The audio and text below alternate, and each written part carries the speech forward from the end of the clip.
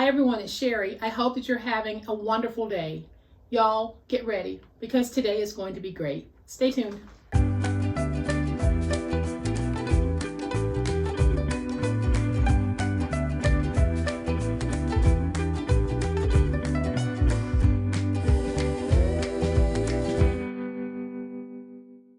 Welcome to my channel. I am so glad that you decided to stop by. Thank you to everyone who is supporting me and my channel in any positive way. And welcome to all of my new subscribers. Today we're going to be making some more notepads, and I'm going to demo how we can do them with a stapler and without a stapler. And we're going to make sure that not only are they gift ready, but they're also craft fair ready if you want to sell them, because we're going to create some awesome custom packaging that is really going to next level that notepad. So y'all know what time it is. It's time to make it.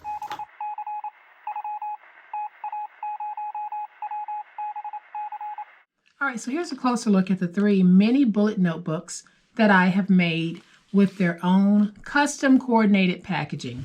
And I'm just going to remove each one from the packaging. And all you do is slide them out from the top. And you can see that we have acetate windows here. When you open your little bullet notebook, this is what we have on the inside. Now, you don't have to have bullet paper for this because I was able to get it basically for free when my favorite scrapbook store closed. But if you don't have bullet paper, you can use regular old printer paper or copier paper. When finished, our books are 4 by 5 1/4, and our packaging is 8 1/2 by 4 3/4. So very, very nice way to make these beautiful projects. I am going to show you how right now. All right, so to make our project, I have 10 pieces of 5 by 8 bullet paper, and it is the weight of printer paper or copier paper. So if you don't have this style of paper, you can use whatever it is you choose to use. I have mine cut at 5 by 8. Then I have a piece of acetate that measures 4 by 5. And then for the notebook cover, I have a piece of 5 by 8. And I have a piece of 10 by 9, and this will make the custom packaging. So the first thing we're going to do is we're going to go ahead and make the little notebook. So we need to take all of our pages, fold them in half, and then I'll go back and I will give this a good creasing.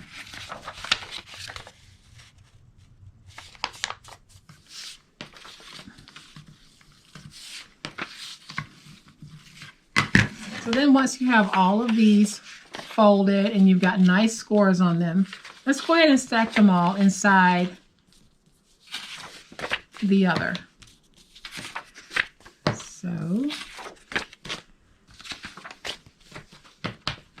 there I have all of those stacked. And you'll notice when you're stacking that you're going to have a push out here. So you'll have edges that are uneven. And that happens when you're placing the papers inside of one another.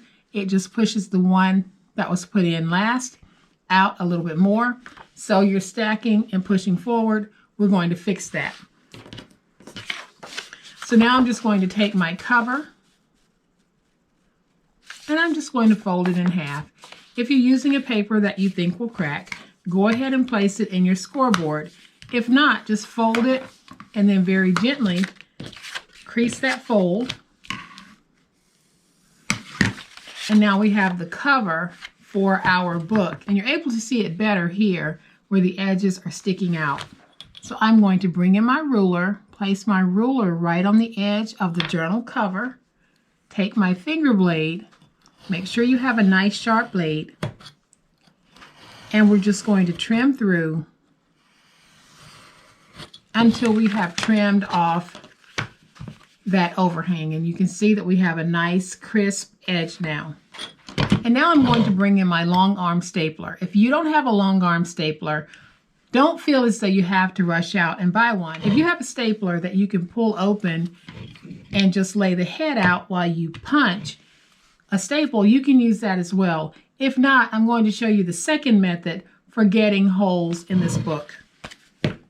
So all I'm going to do is make sure that my pages are nice, aligned, and even. And then I'm going to place it in my long arm. And I don't always get my placement exact. and I'm going to punch. And you can see where I punched in right there. But if you don't have a long arm stapler, you can get the same look by just punching a very small hole all the way through.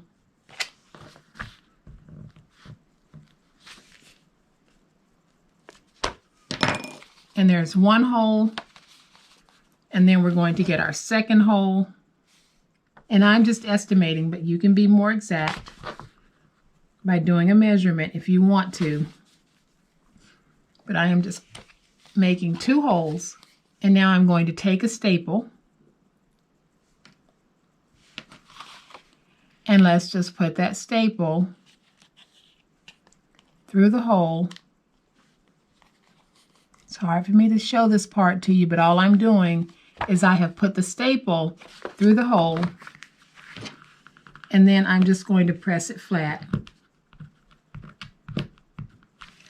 So if you don't have a long arm stapler, you can still do this project using the method that I just showed you.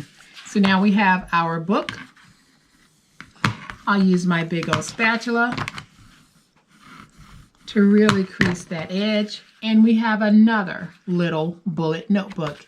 If you want, you can use a corner rounder, go through around all the pages, including the outer portion, because this is very flexible. But I'm going to leave mine just as it is. So now I'm going to bring in the piece that measures 10 by 9, and on the 10-inch side, I am going to score at 4 3/4 and at 9 1/2. And then on the 9-inch side, I'm going to score at 1/2 inch. Those are all of our scores on this piece.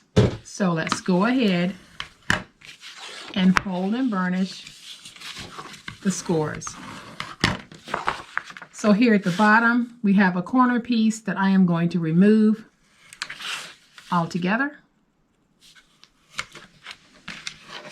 And then here in the center, I'm going to angle out a little notch. So where we have the glue flap, that is going to be the back of our bag. And I'm going to flip this over so that we can cut out an acetate window. Now you can run this through your die cutter if you have one. For those of you who don't have a die cutter, don't feel as though you have to have those particular machines, because we can work with what we have to get a desired look. So I've cut out a piece of chipboard to use as my template. And this chipboard piece is 4 1/2 by 3 1/4. And I'm going to use this as my guide for getting a window opening.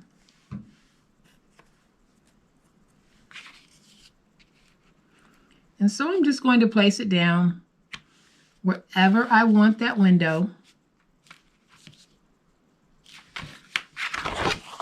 Go ahead and get that nice and stuck. And now I'll use my finger blade just to go around and trim out.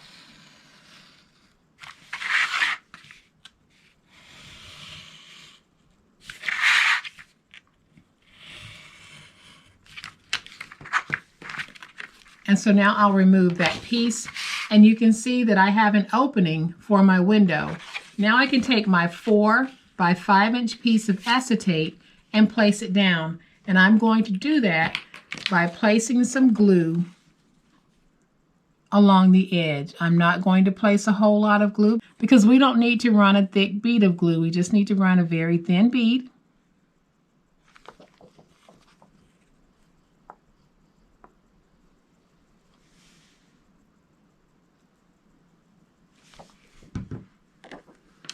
And now when I put this down, I am just going to place it down so that none of that glue is hitting the opening of the window. And I'll use my big old spatula to get this stuck. And you can see that I'm pressing away from the window because that will help to keep glue from getting inside the window. But if you do get some glue in the window, just take a wet paper towel and wipe it up, or a baby wipe.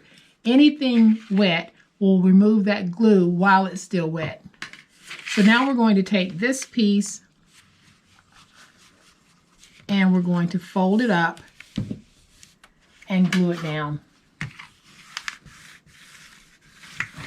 And so now we're going to take this piece, add some glue to it, and then we're going to add glue to the glue flap.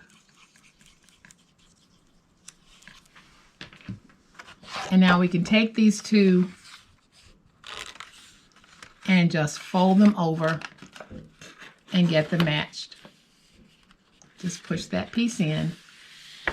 Get a little glue on your fingers, but no biggie. And then we're going to match this. Now, wasn't that simple? So easy to make nice packaging to coordinate with whatever you're giving. So I am making sure that my edges are nice and stuck. And there's my packaging. I am going to take my ruler. I'm going to place my ruler here like this. No rhyme or reason to why I chose this. Just that I thought it was cute. So I'm basically cutting out my packaging into somewhat of a tag shape. So then if we take this piece and we put it right here, I am just going to make a cut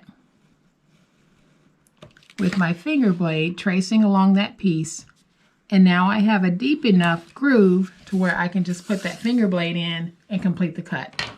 And I bought this punch a while back because I like to have things hanging in my craft studio. I like to have my things that I've opened, I'll punch and then hang it on a pegboard system that I use. And this comes in handy because it does two things. It actually punches the hole, but it punches the hole in a very professional way, because that is the same type punch that you normally see on items that you buy. So you don't have to make a topper for this. We will use this look for all of it. So now we have packaging for this little bullet notebook. So I am going to take this, put it in like that. And now we have packaging for a fourth little bullet notebook. Y'all, not only are these practical, but they are just so sweet and so easy to make and just so doggone stinking cute. And they are ready to present, gift, or sell. Totally up to you, but this is such a stinking cute presentation. And the colors just scream, hurry up, spring. We really miss you. So I hope that you guys have enjoyed this fun, quick, and easy way that we can make mini bullet notebooks and custom coordinating packaging. If you have, please hit the like button. If you are not a subscriber to my channel, I would love to have you join this amazing online crafting family.